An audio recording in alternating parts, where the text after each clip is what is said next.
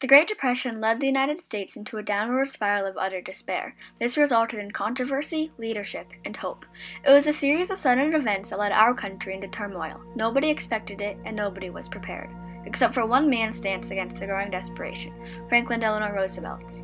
During FDR's terms, he managed to provide a sense of confidence throughout the infamous day that ended the period of prosperity in America. This day was the failure of the market, and where the Depression had formally begun. The bankruptcy sent millions of people into unemployment, leaving many citizens insolvent and on the streets.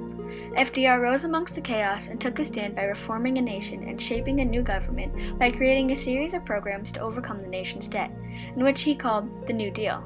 If you'd asked me the definition of new, I'd tell you it's something that hasn't existed before. And if you'd asked me the definition of deal, I'd say it's an agreement between two or more people.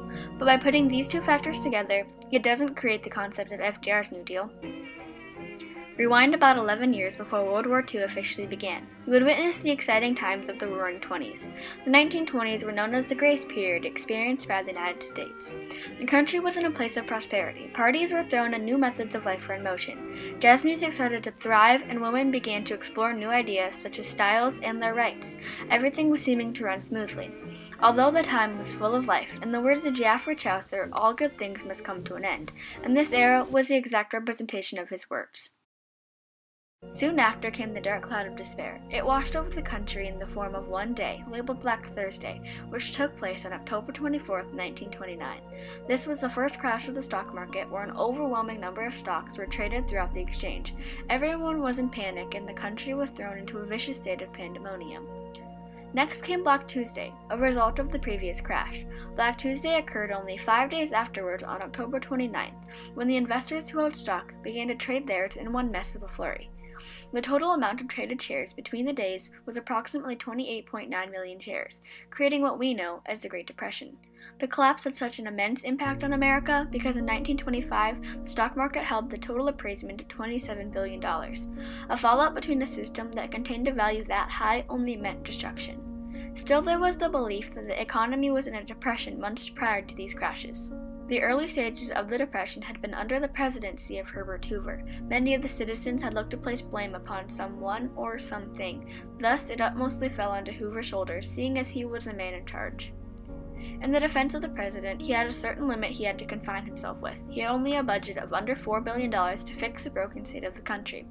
From this point onwards, it seemed as the future of America was nothing but a bleak and blackened sky that was worsting by the second. Yet nothing was effectively being put into action to solve the crisis. In the next 4 years, over 4 million Americans were unemployed, and still, government officials would continue to claim that everything was under control.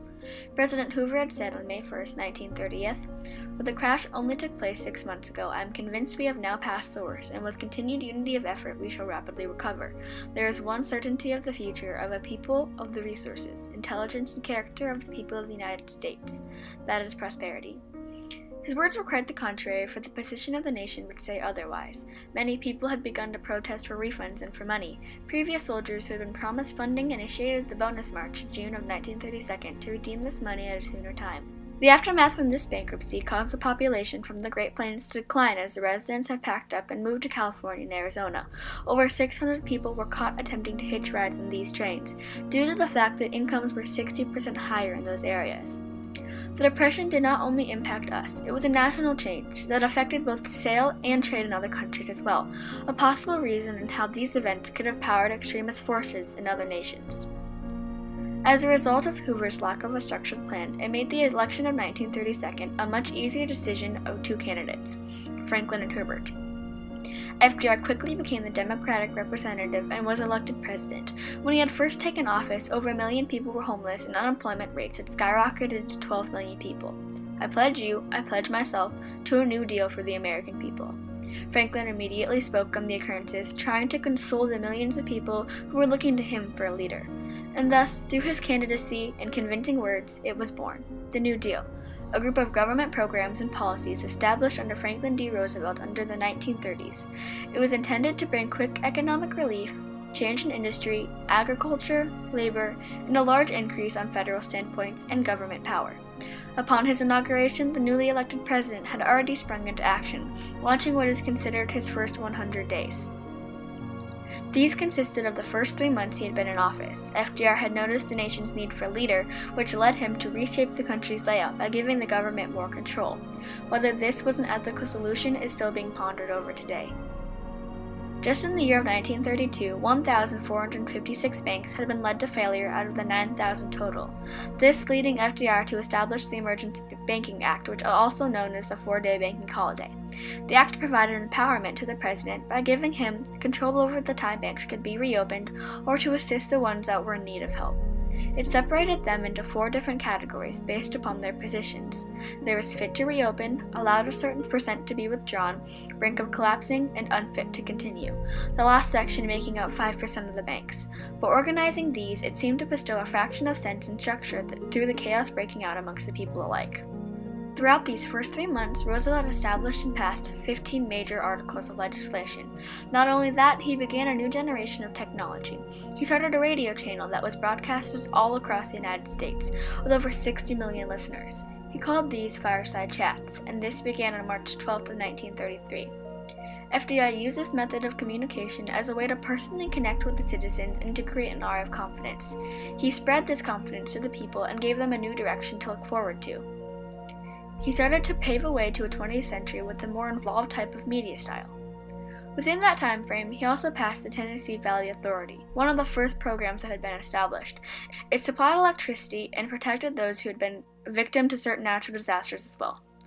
FDR had created a sequence of establishments in hopes they would fill jobs. He referred to these programs as the alphabet soup, considering all of the acronyms that had been strewn together, such as the Works Progress Administration, formed in 1935. It helped to build post offices, teaching facilities, roads, and bridges, and employed roughly 8.5 million people for this construction. Still, critics labeled the WPA one of the most wasteful things tax money had been spent towards. They thought the projects that were being constructed were pointless. Additionally, the Social Security Act, passed in 1935, provided pensions for those who were unemployed, disabled, or elderly. The National Industrial Recovery Act tackled the challenge of unemployment by regulating hours worked and banning child labor. One of the most successful programs was the Civil Conservation Corps, which was directed towards the 2 million unmarried and jobless men in the age range around 17 to 25. There were many other programs such as REA, SEC, and NYA. There was a second New Deal in motion during the spring of 1935. This was put on hold after the bombing of Pearl Harbor. By 1936, unemployment statistics had decreased from 12 million to 9 million. Though this seemed like a minor change to an improvement in a dreary situation, not everyone believed this to be such a positive change.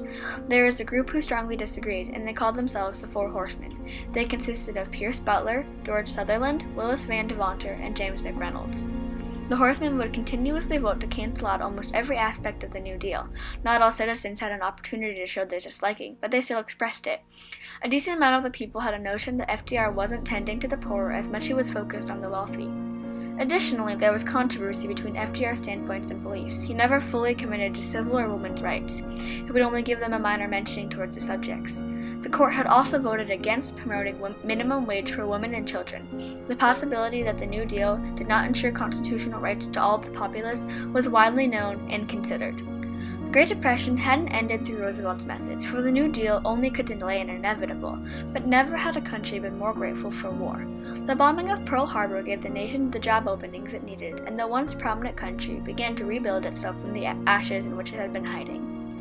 Although the New Deal hadn't formally ended the Depression, Franklin Delano Roosevelt had actively stood up to defend his nation, the nation that he only wished to see thrive. He led America through a dark period and tirelessly worked to fight unemployment. Through his plan, he managed to restore the long-lost confidence back to the people of America by creating programs that he called the New Deal.